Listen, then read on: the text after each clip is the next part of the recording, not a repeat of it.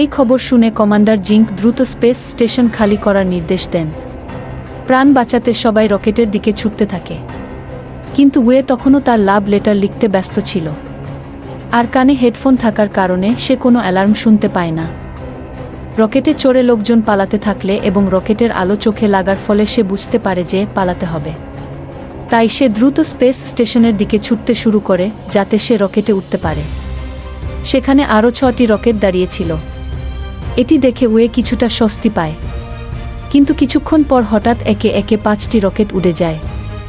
এখন ওয়ের সামনে কেবল একটি রকেট ছিল। সে তার টিমের সঙ্গে যোগাযোগ করার চেষ্টা করে যাতে তার জন্য তারা অপেক্ষা করে, কিন্তু ব্যর্থ হয় সে।